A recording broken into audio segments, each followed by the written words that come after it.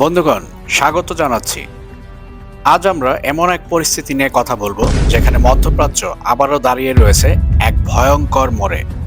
Iran, America, Israel এই তিন শক্তির টানাপোড়েনে পুরো অঞ্চল যেন নিঃশ্বাস আটকে অপেক্ষা করছে। সবচেয়ে বড় প্রশ্ন এখানেই, ইরানের উপর কি সত্যি বড় কোনো হামলা আসছে, নাকি এর আগেই ভিন্ন কিছু ঘটতে যাচ্ছে?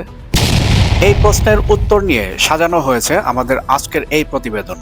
তাই ভিডিও শুরু থেকে শেষ পর্যন্ত আমাদের সাথেই থাকুন। ভিডিওর মূল পর্ব শুরু করার পূর্বে আপনাদের কাছে অনুরোধ থাকবে আপনারা অবশ্যই আমাদের চ্যানেলটি সাবস্ক্রাইব করবেন এবং সেই সাথে সাথে অল বেল আইকন নোটিফিকেশনটি অন করবেন এবং আমাদের ভিডিও অবশ্যই লাইক ও শেয়ার করে আমাদের সাথেই থাকবেন। বিশ্লেষকরা বলছেন, ইরানের উপর সরাসরি সামরিক হামলার বিষয়টি এখনো তাৎক্ষণিক নয়। তা যে অত্যন্ত বিপজ্জনক সেই বিষয়ে কেউ দ্বিমত পোষণ করছেন না। ইরান ইতোমধ্যেই স্পষ্ট ভাষায় জানিয়ে দিয়েছে তারা শত্রুর প্রথম আঘাতের জন্য বসে থাকবে না। যদি তারা হুমকি অনুভব করে তাহলে প্রয়োজনে আগেই পাল্টা ব্যবস্থা নেবে। এই বক্তব্য শুধুই রাজনৈতিক হুঁশিয়ারি নয়, বরং এটি একটি স্ট্র্যাটেজিক সিগন্যাল। এর মধ্যেই ইরানের বিরুদ্ধে যে প্রচণ্ড প্রোপাগান্ডা যুদ্ধ চলছে তা নতুন কিছু নয়, কিন্তু ইরান স্পষ্ট করে বুঝিয়ে দিয়েছে এই প্রোপাগান্ডার প্রভাব তাদের রাষ্ট্রীয় সিদ্ধান্তে পড়ছে না। বিশ্লেষকরা বলছেন, ইরান ভেনেজুয়েলার মতো নয়। ইরান এমন কোনো রাষ্ট্র নয় যে চাপের মুখে হাঁটু গেড়ে বসবে। তবে বাস্তবতার আরেকটি দিকও রয়েছে। ইরানের ভেতরে বর্তমানে অর্থনৈতিক বিক্ষোভ চলছে।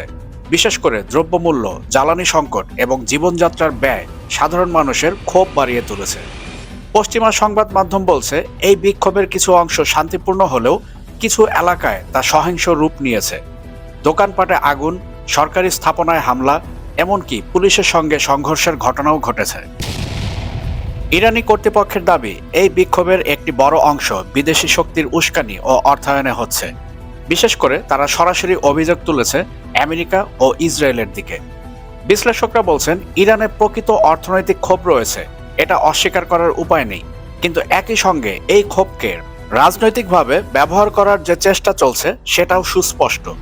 কারণ কিছু বিক্ষোভকারী ইরানের বিভিন্ন স্থাপনায় ক্ষয়ক্ষতি করছে, রাস্তায় বাস জ্বালিয়ে দিচ্ছে, সরকারি ভবনে অগ্নিসংযোগ করছে, যা কোনো প্রকৃত নাগরিক করে না। তাই ইরানের সর্বোচ্চ নেতা আয়াতুল্লাহ আলী খামেনি সবাইকে ধৈর্য ধারণ করতে বলেছেন, আর প্রকৃত উস্কানিদাতাদের শনাক্ত করে বিচারের সম্মুখীন করতে বলেছেন। কারণ এই পরিস্থিতির মধ্যে সবচেয়ে গুরুত্বপূর্ণ একটি বিষয় হলো নিরাপত্তা সতর্কতা।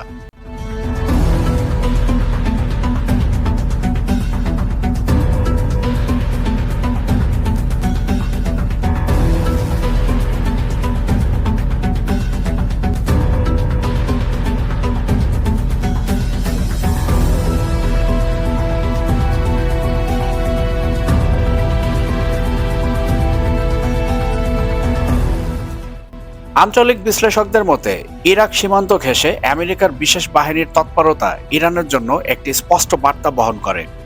যদিও আমেরিকা আনুষ্ঠানিকভাবে কোনো ডেল্টা ফোর্স অপারেশনের ঘোষণা দেয়নি, তবু সামরিক বিশ্লেষকরা বলছেন এই অঞ্চলে বিশেষ বাহিনীর উপস্থিতি কখনোই হালকাভাবে দেখা যায় না।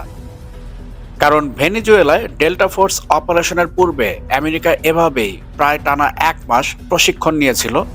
তারপর হঠাৎ করেই ৩রা জানুয়ারি ২০২৬ ভেনেজুয়েলায় রাতের আঁধারে আক্রমণ করে এবং ভেনেজুয়েলার প্রেসিডেন্ট মাদুরোকে অপহরণ করে নিয়ে যায়। ইরান তাই এখন সবচেয়ে বেশি নজর দিচ্ছে ইরাক সীমান্ত এবং পশ্চিম দিকের মুভমেন্টের উপর। একই সঙ্গে আরেকটি বড় প্রচারণা চলছে, আর সেটি হচ্ছে ইরান নাকি ক্ষমতার পতনের পথে। কিন্তু বাস্তবতা কি? বাস্তবতা হলো, ইরানের সুপ্রিম লিডার এখনও ক্ষমতায় রয়েছেন, রাষ্ট্রীয় কাঠামো এখনও অটুট, সেনাবাহিনী, আইআরজিসি, প্রশাসন সবকিছুই কার্যকর রয়েছে।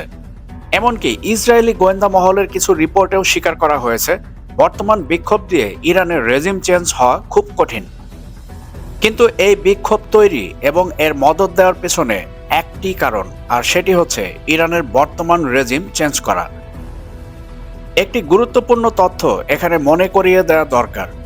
ইরান ও ইসরায়েলের মধ্যে বিগত ২০২৫ সালের জুন মাসে যে ১২ দিনের সরাসরি সংঘাত হয়েছিল, তার ৭৪ দিনের পর থেকেই ইসরায়েল যুদ্ধবিরতির ইঙ্গিত দিতে শুরু করে।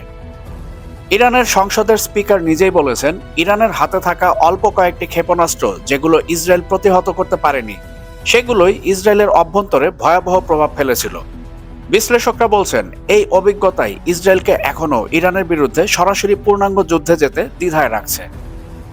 তাই ইসরায়েল আশ্রয় নিয়েছে মোসাদের এবং এই মোসাদ এজেন্টদের মাধ্যমেই ইরানের মধ্যে বিক্ষোভ চালিয়ে যাচ্ছে বলে বিশ্লেষকরা ধারণা করছেন। এদিকে ইরানের সুপ্রিম লিডার সামাজিক মাধ্যমে ব্যঙ্গ করে বলেছেন যে ইসরায়েল অতীতে ছোট সংঘাতেই যুদ্ধবিরতির জন্য অনুরোধ করেছিল, আজ তারা বড় যুদ্ধের কথা বলছে। এটা মূলত মনস্তাত্ত্বিক চাপ তৈরির কৌশল। অন্যদিকে আমেরিকার প্রেসিডেন্ট ডোনাল্ড ট্রাম্প আবারও নিজের পুরনো বক্তব্য সামনে এনেছেন। তিনি স্পষ্ট বলেছেন, ইরানকে গ্রেড করতে হলে রেজিম চেঞ্জ প্রয়োজন। ডোনাল্ড ট্রাম্প আরও বলেছেন, ইরানে বর্তমানে চলমান বিক্ষোভে অংশরত বিক্ষোভকারীদের নির্মূল করলে আমেরিকা ইরানে আক্রমণ করবেই করবে। বিশ্লেষকরা বলছেন, এটি ইরানের নেতৃত্বের জন্য সবচেয়ে বড় রেড লাইন। এই অবস্থায় কাতার মধ্যস্থতার চেষ্টা করছে বলে জানা গিয়েছে, কিন্তু ইরান ও আমেরিকার মধ্যে আনুষ্ঠানিক সংলাপ এখনো শুরু হয়নি। অনেক ইরানি বিশ্লেষক ও সমর্থক বলছেন, ইরানের উচিত কোনো মধ্যপ্রাচ্যী মিত্রের উপর অতিরিক্ত ভরসা না করা, বরং নিজেদের শক্তি ও কৌশলের উপর নির্ভর করা। ইরানের প্রেসিডেন্ট নিজেও স্বীকার করেছেন, নিষেধাজ্ঞার কারণে দেশের অর্থনীতি চাপে রয়েছে, রাষ্ট্র নাগরিকদের প্রত্যাশা পূরণ করতে পারছে না। তিনি জনগণের প্রতি আহ্বান জানিয়েছেন জ্বালানি ও বিদ্যুৎ সাশ্রয়ে সহযোগিতা করার জন্য। এখন প্রশ্ন হলো, এই বিক্ষোভ আসলে কোথায় গিয়ে থামবে? সরকার বলছে, যারা সহিংসতা চালাচ্ছে তাদের বিরুদ্ধে কঠোর ব্যবস্থা নেওয়া হবে। সরকার হিসাবে এখন পর্যন্ত বিক্ষোভে বহু মানুষ নিহত ও আহত হয়েছে, নিরাপত্তা বাহিনীর সদস্যরাও প্রাণ হারিয়েছেন। বিশ্লেষকরা সতর্ক করে বলেছেন, এই পরিস্থিতিতে সবচেয়ে বড় বিপদ হলো দেশের ভেতরে বিভাজন তৈরি হওয়া। কারণ ইতিহাস বলে, যখন কোনো দেশ ভেতর থেকে দুর্বল হয় তখন বাইরের শক্তি সহজেই সুযোগ নেয়। আর আজ ইরানের সামনে ঠিক সেই পরীক্ষার সময়। বন্ধুরা, এই পুরো পরিস্থিতি শুধু ইরানের নয়, এটি পুরো মধ্যপ্রাচ্যের ভবিষ্যৎ নির্ধারণ করতে পারে। যুদ্ধ নাকি সমঝোতা, এই প্রশ্নের উত্তর এখনো অনিশ্চিত। তবে একটি বিষয় পরিষ্কার, পরবর্তী কয়েক সপ্তাহ এই অঞ্চলের জন্য অত্যন্ত গুরুত্বপূর্ণ। বন্ধুরা, আপনারা কি মনে করছেন, আমেরিকা ও ইসরায়েলের সহযোগিতায় ইরানে বর্তমানে সর্বোচ্চ নেতা আয়াতুল্লাহ আলী খামেনির অধীনে যে ইসলামিক শাসন ব্যবস্থা রয়েছে, এই ব্যবস্থা কি তারা পরিবর্তন করতে পারবে? আমেরিকা এবং ইসরায়েল ইরানের কি রেজিম চেঞ্জ করতে পারবে? আপনাদের মূল্যবান মতামত অবশ্যই কমেন্টের মাধ্যমে আমাদেরকে জানাবেন। আর আমাদের ভিডিও ভালো লাগলে লাইক ও শেয়ার করবেন। আর আমাদের চ্যানেলটি সাবস্ক্রাইব করে all bell icon notification on করে আমাদের সাথেই থাকবেন। কথা হবে পরবর্তী ভিডিওতে। ততক্ষণ পর্যন্ত সবাই ভালো থাকবেন, সুস্থ থাকবেন, বাংলাদেশকে ভালোবাসবেন।